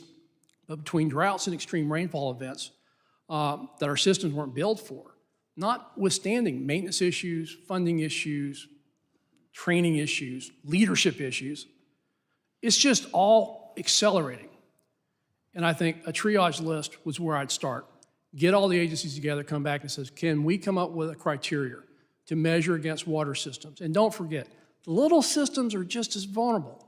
Maybe only a couple hundred people, maybe only a dozen people. But if the water goes out in the city of La Crosse, not only do they have drinking water, they don't have firefighting water. With the limited time that I have, Mr. O'Connell, certainly I am aware of the challenges of small rural communities, and you've talked about them, lack of budget, lack of personnel, resources, period. what are your recommendations on how smaller communities, rural communities can prepare themselves moving forward for cyber attacks? Bottom line is training and people to provide that training in a no-cost situation. As I said before, the situation is going to get much worse.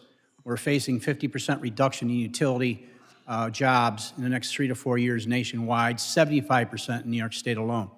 So you think you've got difficult times right this minute? Give yourself 3 or 4 years of magnitude this problem 10 times over.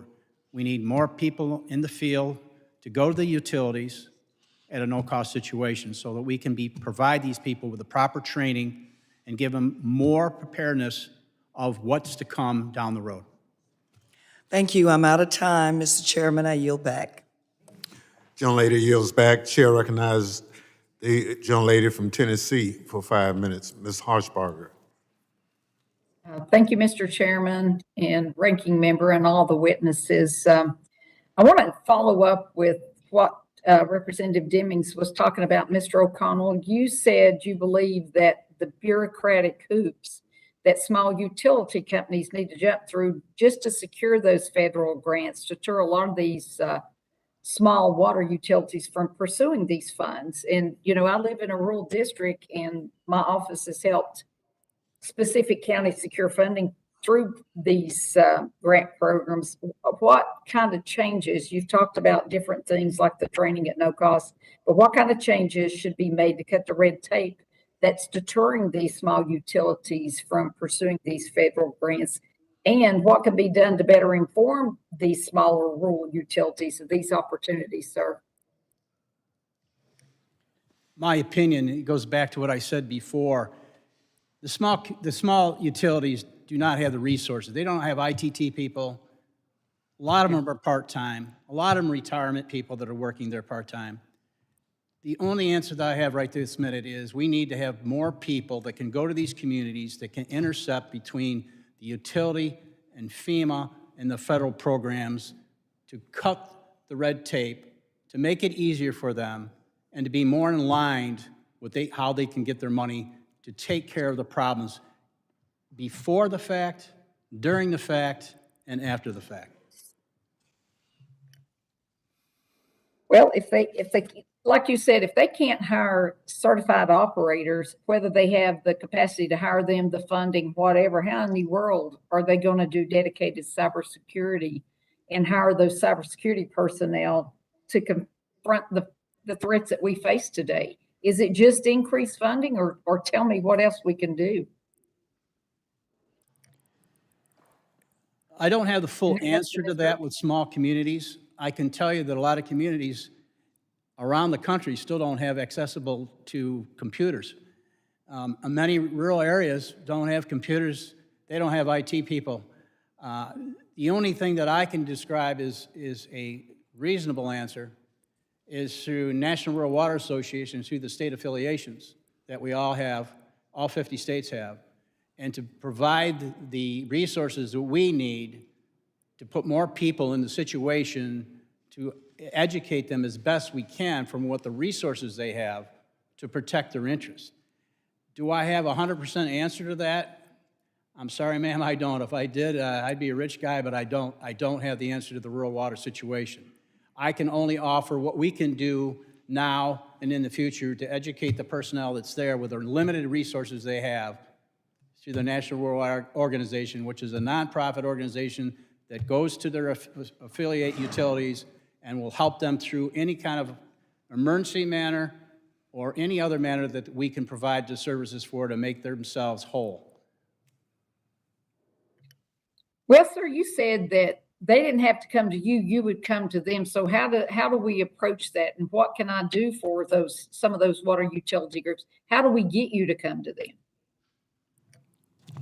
Simple answer, you pick up the phone, you call your state Rural Water Association, and we'll be there within 24 hours, if not sooner if it's an emergency. If it's an emergency, we're on call 24/7, 365 days a year, and we react to emergency and the necessity of that, and we will put people there immediately. Well, I appreciate that. And, I'll be visiting some of those water utilities back in my district in the month of October, and we'll make them aware that that is always a possibility. They can pick the phone up and call you, and we'll help them as best we can get the funding that's needed to take care of the people they serve. And I appreciate you. And with that, Mr. Chairman, I yield back.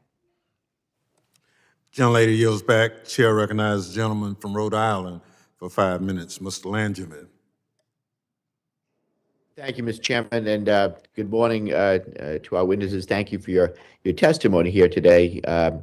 It's a very important topic. In particular, I'm glad we're focusing on aspects of securing the IT infrastructure. And Mr. Gaddis had quite a few things to say that really resonated with me in his opening statement. I appreciate that.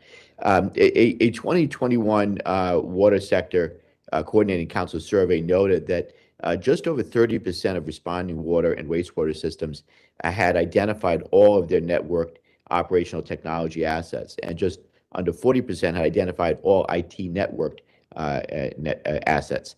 So establishing a complete inventory of these assets is obviously an essential first step for such entities to improve their security, because one cannot defend what one cannot see.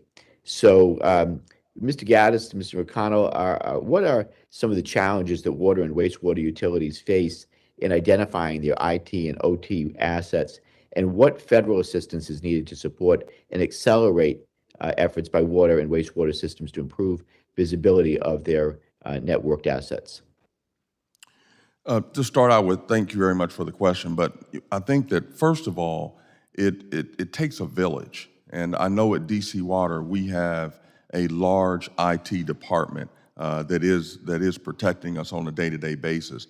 But also, it is a partnership locally, either with your state or your city. And I will tell you, in the District of Columbia, we have a great partnership with Mayor Muriel Bowser and her team, which they assist us not only on infrastructure, but also taking a look at the IT side of our business as well. So I think that it is key that utilities take advantage of state, federal, and also in their city, getting those services for those utilities, but also looking to EPA and others to help them as well. The last thing I would say is unfunded federal mandates are putting a lot of pressure on utilities, not only on the cyber side, but the infrastructure side. And I think that's something we need to begin to take a look at as a community, and also without putting the burden on the ratepayers, because our ratepayers have to make a decision. Do they pay their water bill? Do they pay another bill, or whatever it may be? But the federal mandates are pushing this very hard as well on utilities. Okay, Mr. O'Connell, do you have any comment there? Good comments he made. It always comes down to personnel and monies, unfunded mandates, and as he spoke to. To give you an example, what do I do when I need ITT help? I'm fortunate enough to have a daughter that works at Pinnacle Investment. She has TeamViewer on my computer, and when I get into a jam, she helps me. And so I have to use resources beyond and above what I have available at my community. I'm sure other communities use the same practice, because we're in rural areas. We don't have money for IT departments. We're not a city. The best resource that I can actually tell you that we have to fundamentally take care of the ongoing system problems is through the state association that we have in rural areas, as New Jersey and New York and all the rest of the states have. That's the only really resource we have to combat these expenses that are contributed towards keeping our water and wastewater systems safe. The ultimate goal is that we all want to keep our water safe. We all live in our communities. We drink our water. We fish in our streams. We fish in our lakes. We're doing the best we can with the resources we have. Fundamentally, is it going to get worse? The answer is yes. Fundamentally, what's the answer to that? Increase in training, as I've stressed upon 100 times today, increase of personnel, and not to be EPA to have new regulations, but let's make them funded. Thank you. We have resources. Okay. Before my time to expire, So the same water and wastewater survey found that 73% of responding water and wastewater utilities had between 0 and 2 full-time employees dedicated to OT security. So as both our witnesses there, I can appreciate the resourcing challenges that many water utilities face in hiring the personnel they need to secure the systems and assets under their control. My question is, are there other challenges such as lack of availability of cybersecurity talent with specific knowledge of the water systems, and also that also need to be addressed? And if so, how can the federal government and Congress specifically help water utilities address those challenges?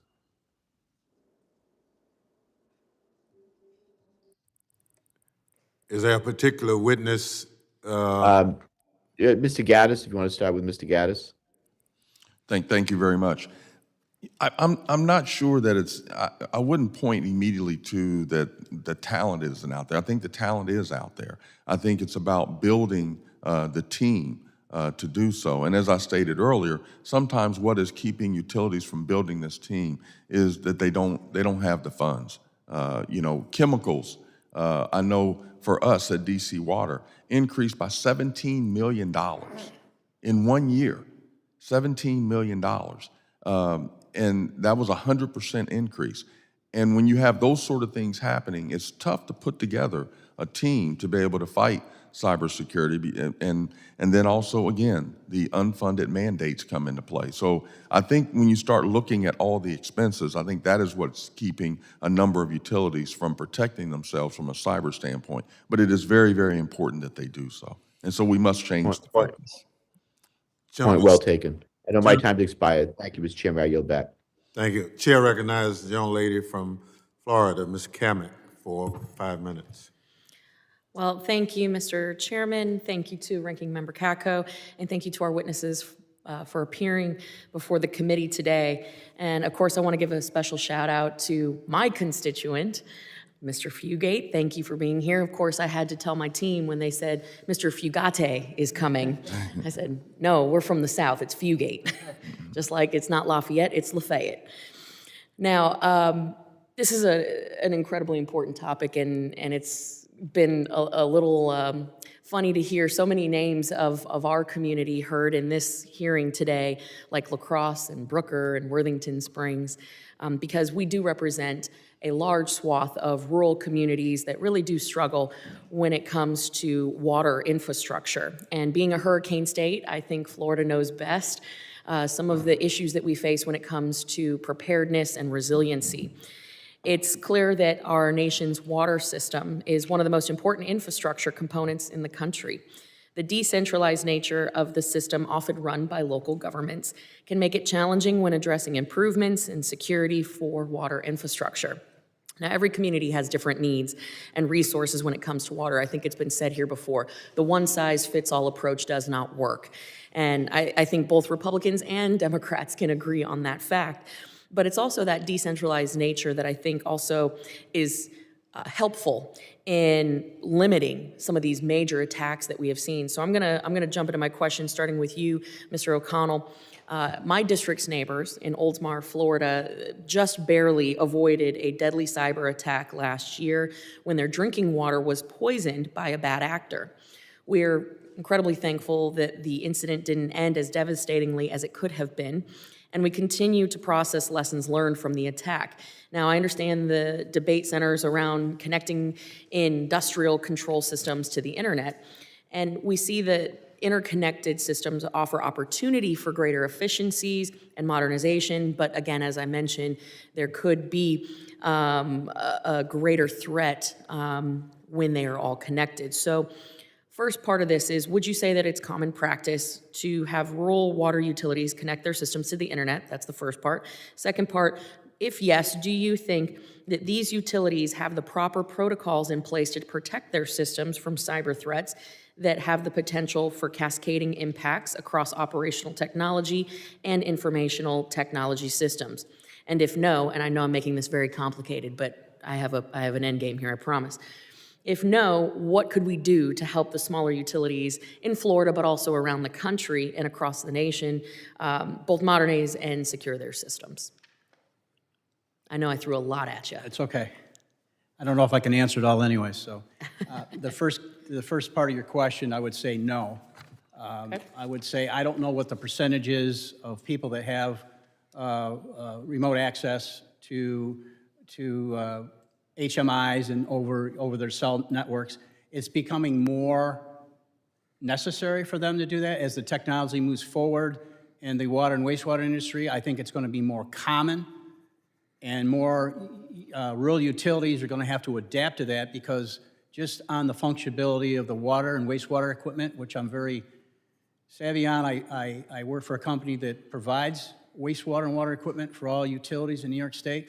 So as we move forward with that technology, that is going to become more of a common of a problem with rural areas and all areas, because we're networking through our cell phone systems to be able to act quickly or quicker to problems that exist in the water plants and the wastewater plants. What is the answer to having that so it's not being hacked into? I'm not sure I can answer that question to you. I can surmise and give you my opinion that we're going to have more protection on our cell phone systems. There's going to have to be different passwords. Things of those nature will have to be implemented. Unfortunately, for a lot of folks like me as a farmer, it takes a lot of training for me to understand how to do that. So that's when it becomes back to state associations of rural water to provide that kind of resource to help them with that. But reality is, with the new equipment coming out, we're all going to have to be more savvy with that, because you're not going to have a choice. And the other problem is our product lines that are becoming more and more available to the rural areas. We don't have repair people like we used to, so they're going to have to rely on internet services to do in-house repairs. So if I tried to answer your question, I hope I did. If not, I apologize. Well, I appreciate it, and I know my time is expiring, Mr. Chairman, but I do have a record that I'll submit, or a question for the record that I'll submit for Mr. Fugate as well. So thank you. I yield back. Thank you. Gentlelady's time has expired. Chair recognizes gentlelady from California for 5 minutes, Ms. Barragon. Thank you, Mr. Chairman, for holding today's hearing to improve the resilience of critical infrastructure for underserved communities. As the climate crisis worsens, communities of color are bearing the burden of a lack of underinvestment in our infrastructure. We see it in Puerto Rico, where Hurricane Fiona caused an island-wide power outage. We see it in Jackson, Mississippi, where residents in the year 2022 do not have access to clean water. This has also happened in my district. A few years ago, homes in the city of Compton had brown water coming out of their faucets. As agencies like FEMA make investments to improve the resilience of critical infrastructure, Congress must advocate for underserved communities to be front of the line. Administrator Fugate, the event of Hurricane Maria 5 years ago devastated Puerto Rico and left the island with no access to clean water for months, and the recovery has still been ongoing. While billions of dollars in aid were provided, including to the utility LUMA, to improve the power grid, not enough has been done to fix Puerto Rico's power grid and strengthen their infrastructure. What additional steps do you recommend Congress take to make sure that the residents of Puerto Rico are benefiting from the federal funds Congress provides for the recovery from Hurricane Fiona and for greater resilience so that this does not happen again? Representative, two things. One, we have to really be stringent in making sure that we rebuild to much higher standards, not just put it back the way it was. And the second thing, and the chairman knows this, I've spoken on this before, we have got to speed up the recovery process. Our recovery process when I was at FEMA coming in at 5 years had barely scratched the surface on Hurricane Katrina. When I left FEMA, I approved a $1 billion project for water and wastewater repairs for the city of New Orleans water and sewage system, 10 years after Katrina hit.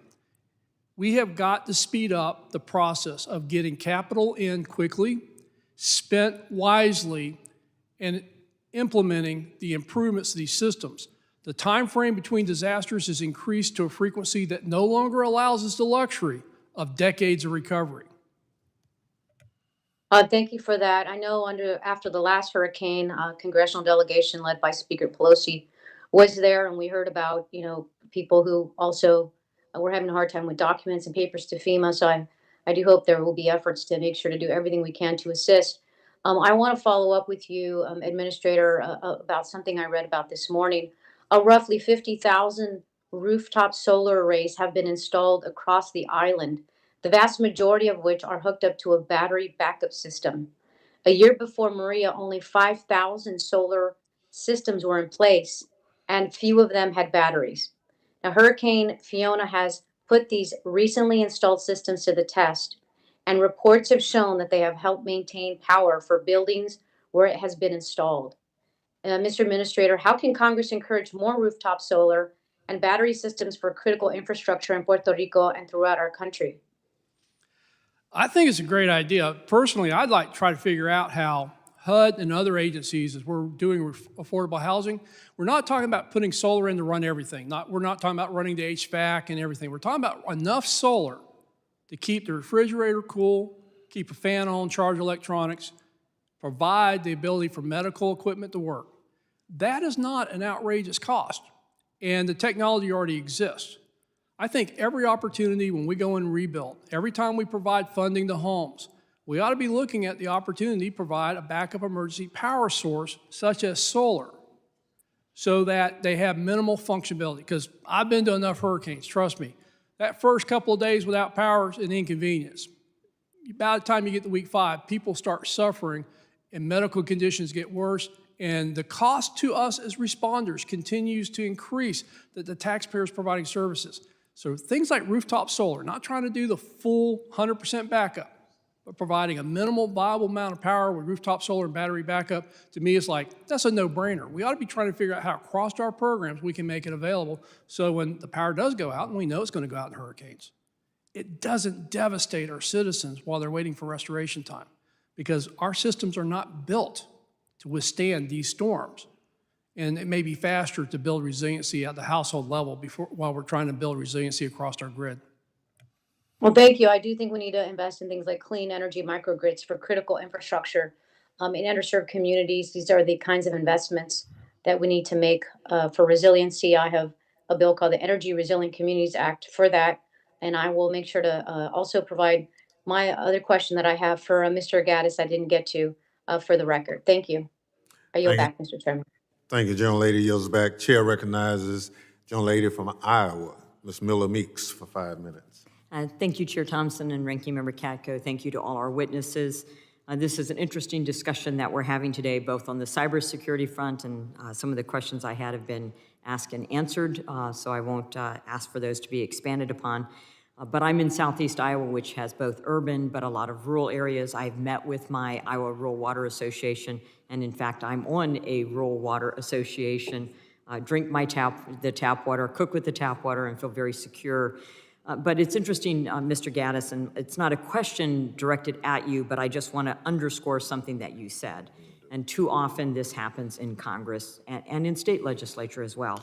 And you said unfunded federal mandates cause issues. So whether that's issues we've heard today about workforce, having a labor force, while in Washington, D.C., it may not be a problem having IT or cybersecurity, it certainly can be an issue in other rural areas where there are IT people, but they don't want to come out to a rural area. The cost of supplies and activities. When I've spoken with my Rural Water Association, my state Rural Water Association, you know, the regulations that they have that come down from the federal government and from EPA, even if it's the chemicals that they're measuring, what they're measuring, the amounts, which are things that they feel are unnecessary given their long history, makes it more challenging for them to do the job that they're doing and increase the requirements. So whether it's the challenge it is to workforce, the cost of supplies, the time and travel necessary to do things that they feel in their long experience and keep water clean is unnecessary. I think when we're talking about giving people training, we also need to look at what credentialing we're requiring, what education we're requiring, and are there other ways to provide training for people to do these jobs, especially in rural communities. So, Mr. O'Connell, in the United States, 91% of active drinking water systems serve communities with populations under 10,000 people, to your point.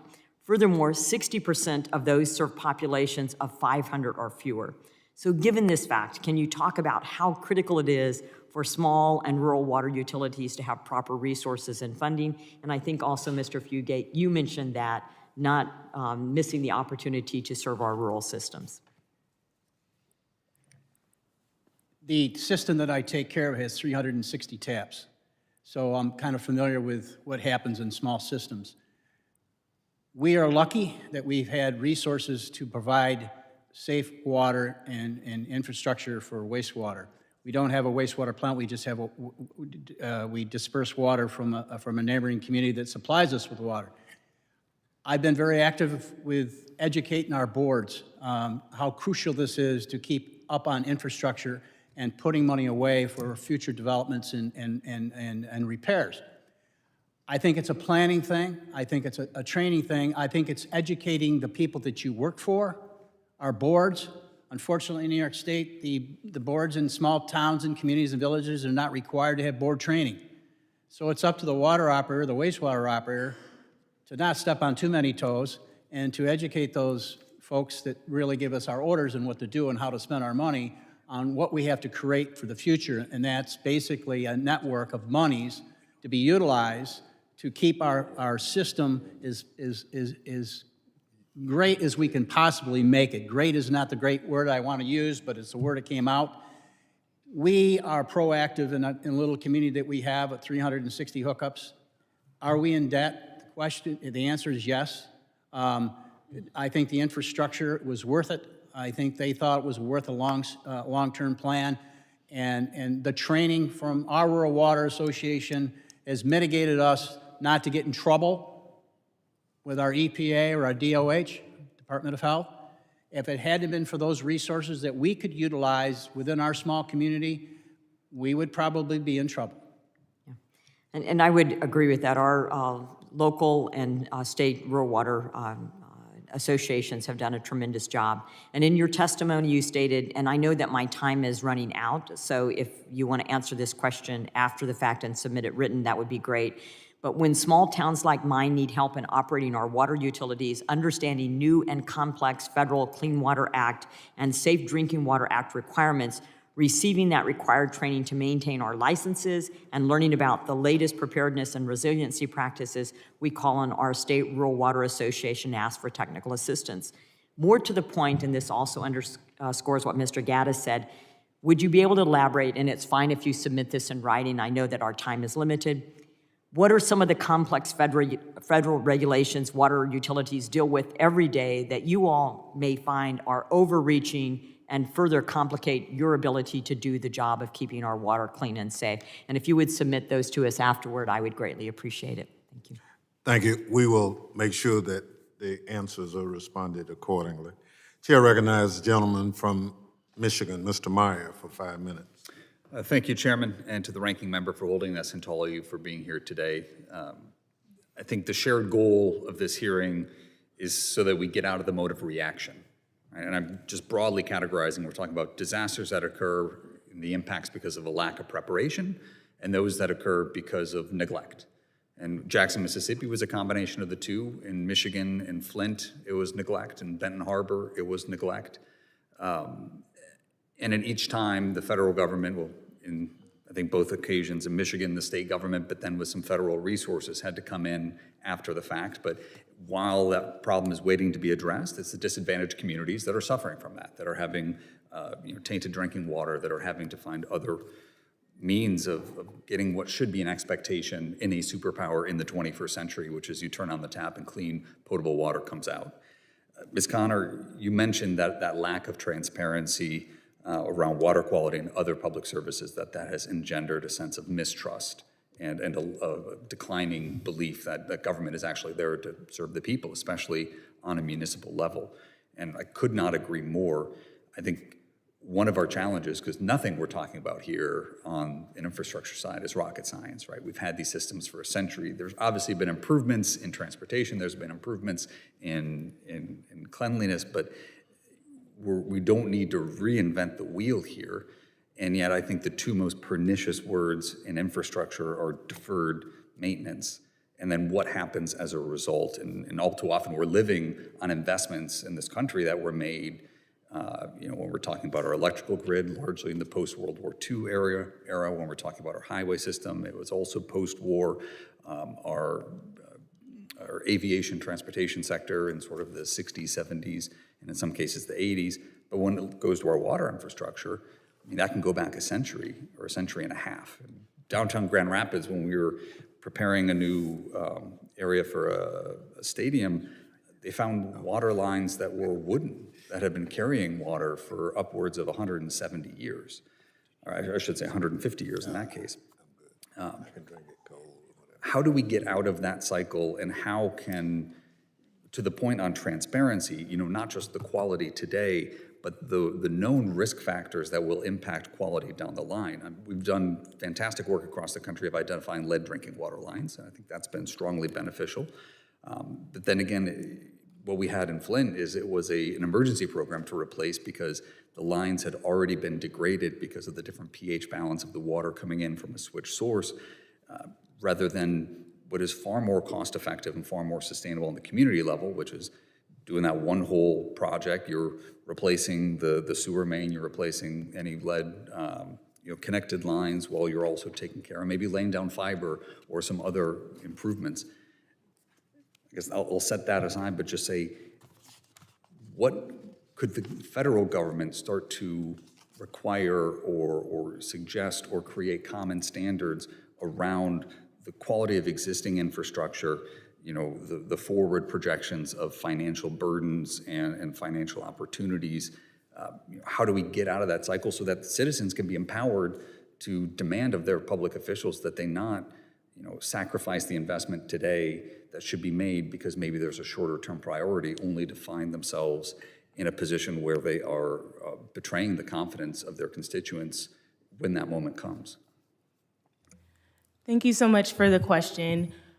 One of the things that the federal government could do is really ensure that there is transparency and disaggregated data. The data is not really there. When you look at, for example, the data that is available within the EPA's website, it's not disaggregated as it relates to race. It basically kind of overarching says communities of color, and it also doesn't go really disaggregated into types of pollutants that exist within communities. So that kind of information is really helpful. Additionally, the streams of funding oftentimes go to the states. So at the federal level, if there were more streams of funds that actually go directly to communities, that would help to ensure that folks could get the resources that they need more quickly. And oftentimes, those streams are loans. So if you're already in a situation in a community where you don't have the money to actually fix those problems, a loan is not really what you need at that moment. You need actual direct investments into the communities. And then the technical assistance as well just needs to be reflective of what they need. Thank you, Ms. Connor. I'm mindful my time's almost expired, but just Mr. Gaddis, anything you wanted to add, obviously, is a municipal water system that has seemed to have done a very good job of making those investments and planning on the financial side. Yes, real quick. I mean, what I would add, again, it falls back to, I think, communication and being prepared and really having a team that can provide the information that's needed in order to attack and actually do a number of things that need to be done within your system, and then prioritizing, and then finding out what assets are vulnerable, and then making smart decisions on what assets you repair versus allowing them, or you replace versus allowing them to go to failure. And so in DC, one of the things we talk about is lead-free DC. That has really impacted, and from an equity standpoint, that regardless of race, color, breed, whatever it may be, you're going to get quality water. And so we're going to measure and make sure if you have lead, we get it taken out, because no one should be drinking from lead service lines. And so I think that's one of the things I think that we have to do throughout the country. Thank you, Mr. Gaddis, and thank you, Mr. Chairman, for your indulgence. Thank you. Gentleman yields back. Chair recognizes gentleman from Texas for 5 minutes, Mr. Fugate. Thank you, Mr. Chairman. What a great topic to be discussing and talking about critical infrastructure. And, as the threat continues to increase around the world in the cyber domain, we have to be cognizant of how we're defending. And so a lot of my questions and the lines of questions have been asked, but I'll go to Mr. O'Connell Representing a rural district, I appreciate what you do, and the entire panel of witnesses. Thank you for your time today. But my specific question is, what are you getting from CISA or the EPA by way of good, actionable intelligence that helps you bolster through your organization and therefore the communities? Is intel flowing? Are the roundtables happening? And if not, what do we need to do better? I mean, I can only speak on behalf of the District of Columbia and DC Water, and we have a great relationship with EPA. The information is flowing. We are interacting very well, and I will say that one of the things that impacted not only me but the utility when I first came to DC Water was a boil water alert that we had to put out. That helped us in building our relationship with EPA because they guided us, they helped us through this, and that is very, very important, I think, in any community that you live in. So EPA has been fantastic for us. Well, it's good to hear in the urban areas, which obviously population centers. Mr. O'Connell, John O'Connell with National Rural Water Association. What's your take on information flow specifically from CISA? I can tell you that we are involved with roundtable discussions. Back a few years ago, I would say as much as 10 years ago, we weren't invited to the table. Recognizing that what we do now is where we make house calls, we are more active in EPA's and CISA's roundtable discussion to get our input as they recognize that 91% of the communities are under 10,000. So we are being invited. We are in discussions with all these agencies. We do react, we do give our testimonies and statements and our views on new EPA rulings and all those structures that increase the cost. We certainly don't want to increase the cost when not necessary. We want to keep our water safe. Might I add, we're hearing all the negatives here today, but in my experience of 34 years in this business, we still have the safest water in the world. The safest water. Yeah. So I just want to stress that. Well, that's a good point.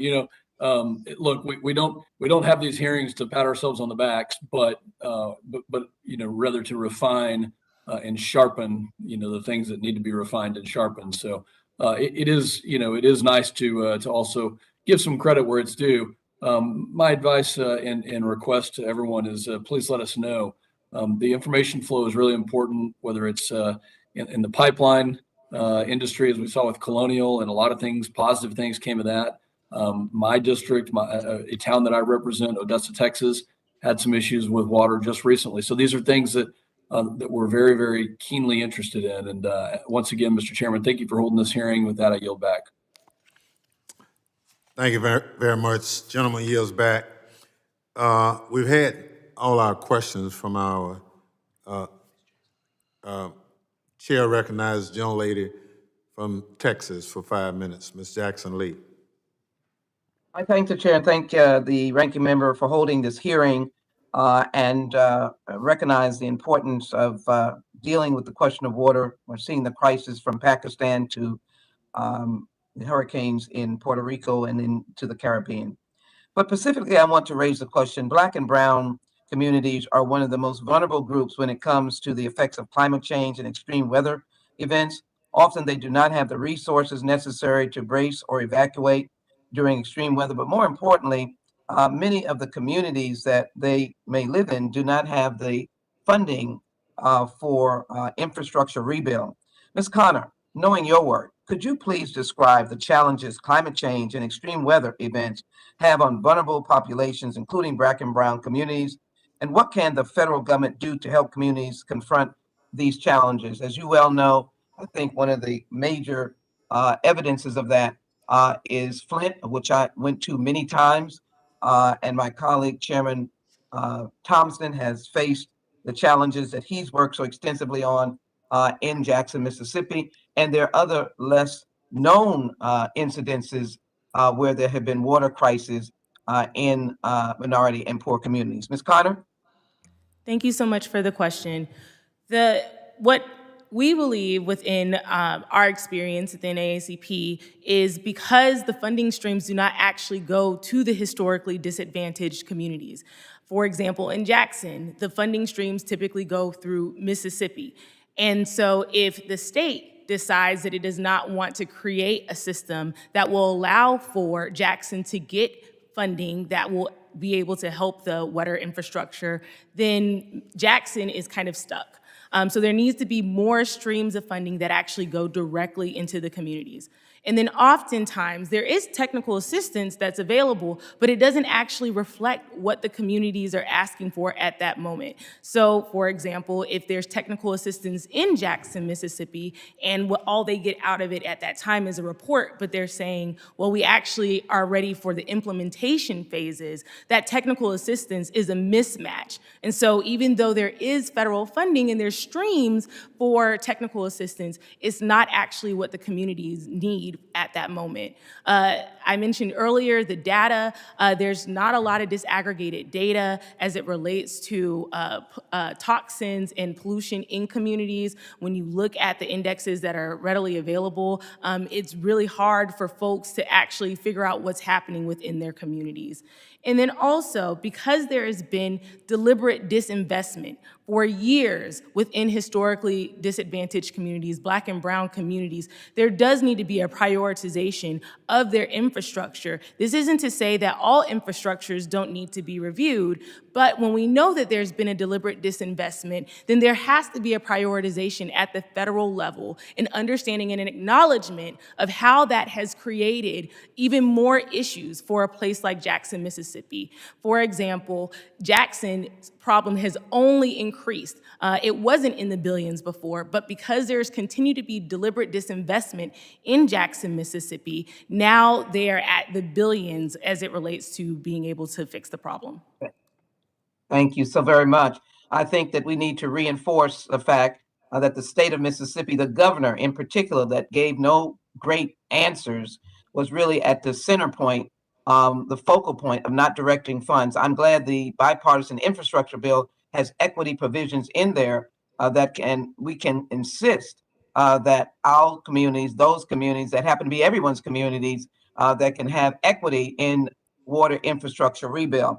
Let me ask Mr. Fugate, we have worked together over the years. Let me quickly ask you in your capacity, formerly as a FEMA director. I just came back from Pakistan where the flooding was catastrophic. Now we see what is happening in Puerto Rico.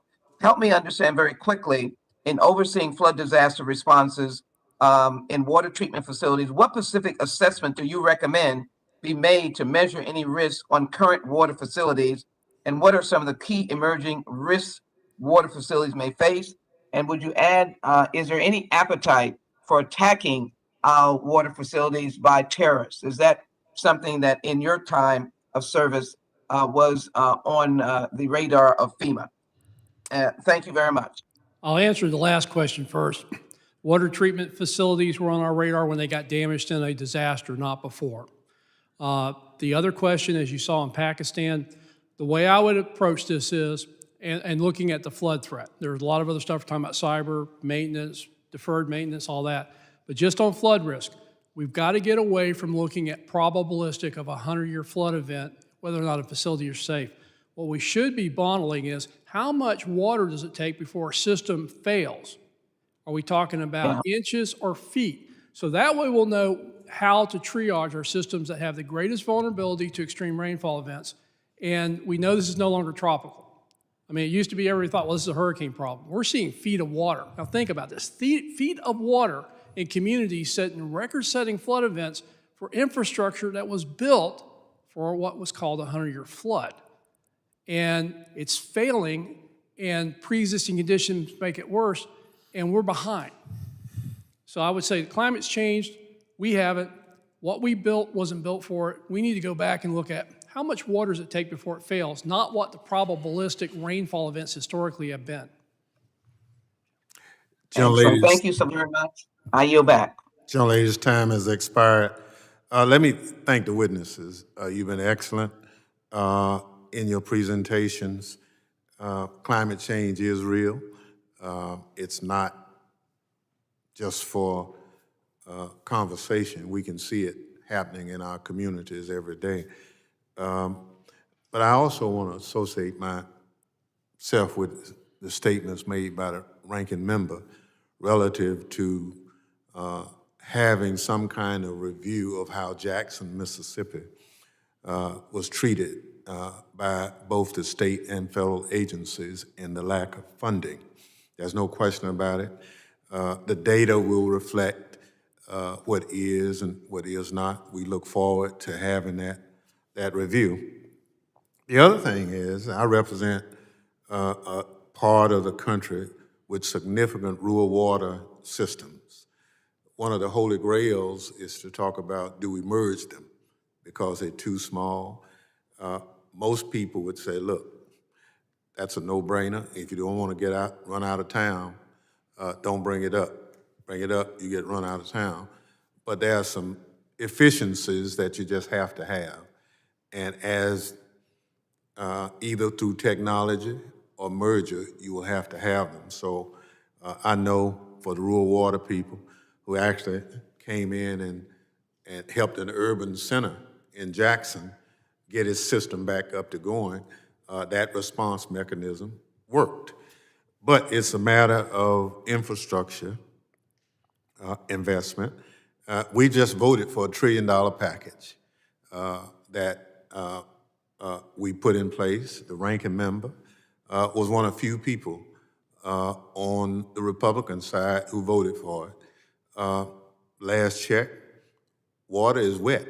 Other than that, there's no party affiliation. So I really wish we could have gotten more support for it. Now the question is whether or not that $1 trillion will be going to the communities who really need it the most, or will it just, like all other monies, just get put in the pot and though the haves get it and the have-nots don't. I hope we have a better solution to address that because we really need it. With respect to equity in FEMA, we're absolutely trying to move that conversation. I've had several communities recently flooded completely, but it didn't meet the damage threshold. But the good people of Rosedale, Mississippi, Mound Bayou, Mississippi are some of the finest folk in the world, and they deserve to be addressed in as helpful a manner as possible and not just told, well, the damage, you're not rich enough to be covered. We're a better country than that. If we were in Beverly Hills, California, one block would have qualified for a potential damage assessment because they're rich enough. And so those are the public policy issues we're gonna have to look at. And again, I thank our panelists for raising a lot of those issues that we have today. Unfunded mandates are a challenge, but some of what we do is in the good of the country. We just have to have them. And this is where Congress takes the collective wisdom of the public before they decide on that public policy. I'd also like to recognize Bill Simpson in the audience, who's I would call him an old friend, but I don't want to date him too much, but he is a good friend and works in the rural water community historically. And so it's a good conversation we're having. Ms. Connor, I know you'll do your best to help the people of Jackson. There are regulations that have to be followed. We need to make sure that as we send monies to communities, that those monies get to those communities and they not be penalized by any entity. So I look forward to the next step in that area. So let me thank the witnesses for their testimony and the members for their questions. The members of the committee may have additional questions for the witnesses, and we ask you to respond expeditiously in writing to those questions. The chair reminds members that the committee's record will remain open for 10 business days. Without objection, the committee stands adjourned.